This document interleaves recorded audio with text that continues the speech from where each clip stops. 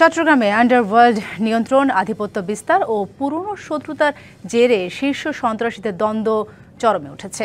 কারাগার ও বিদেশ থেকে নিয়ন্ত্রণ হচ্ছে অপরাধ জগৎ। গত ৮ মাসে অন্তত ৫টি হত্যাকাণ্ড ও ৭টি হামলার ঘটনা ঘটেছে একই কায়দায়। প্রত্যেক ঘটনা পিস্তল দিয়ে কাছ থেকে গুলি চালিয়ে হত্যা করা হয়েছে টার্গেটকে।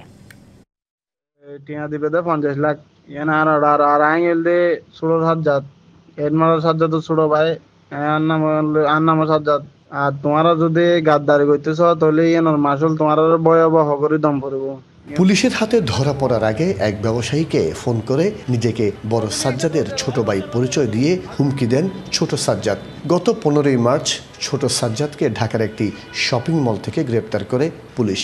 তার অনুসারীদের অভিযোগ এর পেছনে সরোয়ারের হাত ছিল।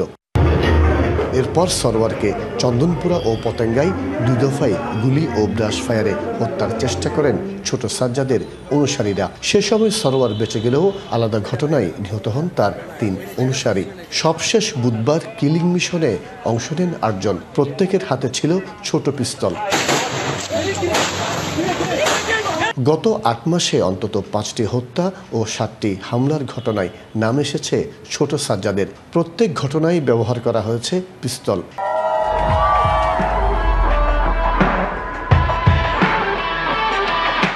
বিদেশে ও কারাগারে থেকে পরিকল্পনা করে বড় ও ছোট সাজ্জাদ, আর কিলিং মিশন বাস্তবায়ন করে রায়হান, রুবেল ও সোহেল। জামিনে এসে সে একই কাজই করে।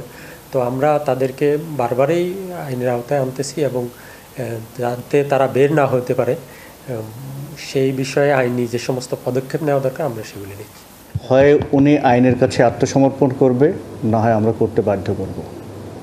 আমরা তো এখানে মানুষের নিরাপত্তার জন্য বসেছি, ওনারা এটা করবেন আমরা সহ্য করব, এটা সহ্য করার কোনো কারণ নেই। আইন শৃঙ্খলা পরিস্থিতি ঠিক রাখতে নির্বাচনের আগে সন্ত্রাসীদের আইনের আওতায় আনার পরামর্শ নিরাপত্তা বিশ্লেষকদের।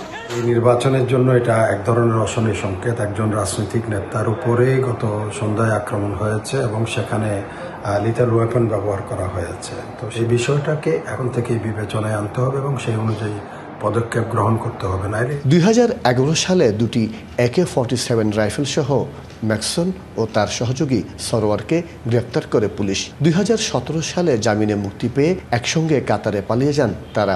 দেশে ফিরে 2020 সালে ফের গ্রেপ্তার হন সরোয়ার।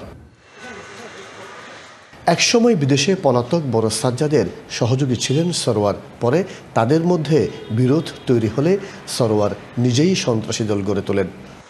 মাসুদুল হক, ডিবিসি নিউজ, চট্টগ্রাম।